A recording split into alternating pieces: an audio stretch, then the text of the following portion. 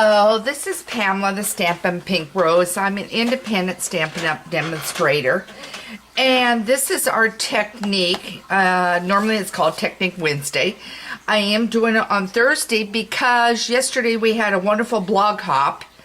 And I hope you got a chance to hop around and see all the great ideas and the great designs. So I wanted to approach you on a subject of background stamping and concepts of this. So I'm going to tell you what I've done is I brought out what you do, what you love, what you do. I'll get that out yet. And I also brought out a brand new embossing folder. And then when we're done, I want you to make sure you've subscribed to my newsletter because you will get a project technique sheet that will, where you can apply what I'm showing you. So let's get started on this. Okay, two ways you could do this. There is another way and we'll discuss it another day. One is use an embossing folder that's very, very subtle. And this one happens to be called Subtle. And when it comes out, I want to make sure you're seeing this. When it comes out, it looks like this. Now, you really can't tell from where you're at what it looks like. So what I did was I took the lovely lipstick red and I just took my sponge to it and swirled it so that you could get a little bit of an idea of the background and texture of this.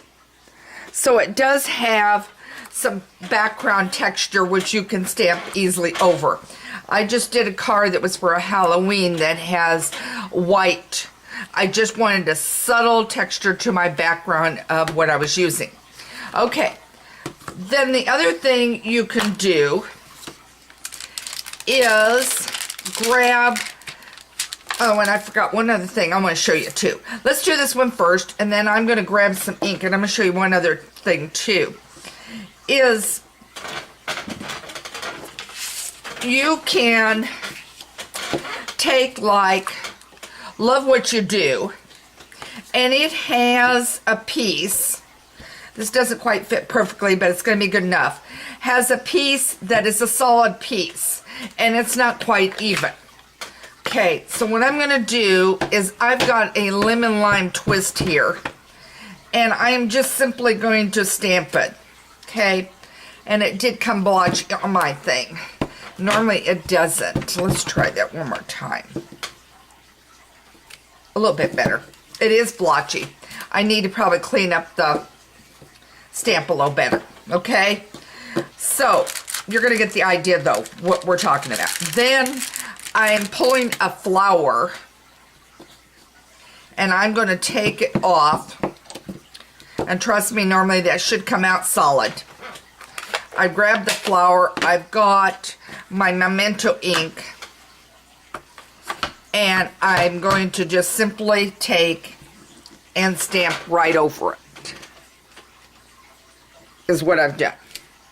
And now you've got it literally supposedly colored without having to color it. Now I'm going to grab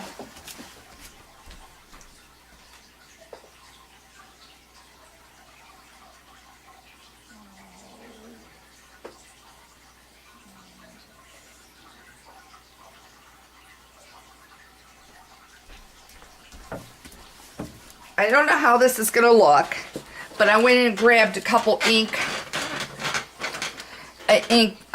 refills. And what I happened to grab was Mellow Mambo. Okay. And I do want to make sure you are getting this. Okay, yep. I grabbed Mellow Mambo. And I grabbed Pear Pizzazz. I think it's Pear Pizzazz. Old Olive. I just grabbed in a hurry. And you come up with whatever color combination you want. Put it on here.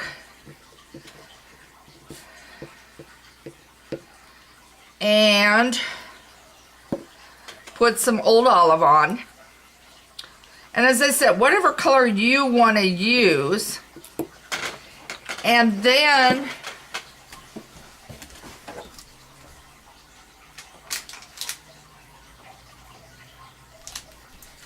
grab your spritzer, okay, if I can get it to spritz. Okay, come on. It doesn't want to spritz. There, now, maybe. See how it's running? And then you can tilt it. You can cover it however much you want to cover it. But just use your spritz. And then take and lay it down. Now, I got too wet. Let me grab a paper towel. Oh, sorry people, I just hit the leg of the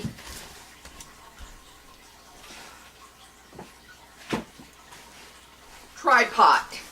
Okay, let me do a little bit of a blot.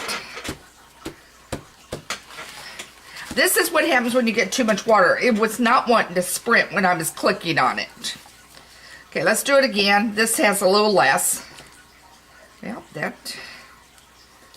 Okay. All right. Let me grab another sheet of paper, guys. There are times.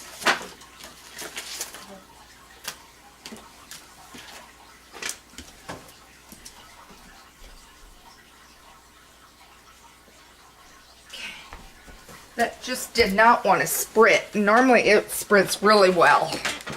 And I apologize. Even us that have been at it for a while still can run into issues. Okay. I'm going to do this again for you. And I'm sorry. And I'm not going to put as much color on it. And what you do is just simply play with it. Okay, I put actually about 2 drops of each color. And then I'm going to grab my spritzer and make sure it's going the right way. My spritzer thing does not want to work as well as it should, is what's going on. And I didn't want to, and it should be running. And mine is hardly squirting, and that's why I'm squirting so hard. All right, I'm going to just take it down like this.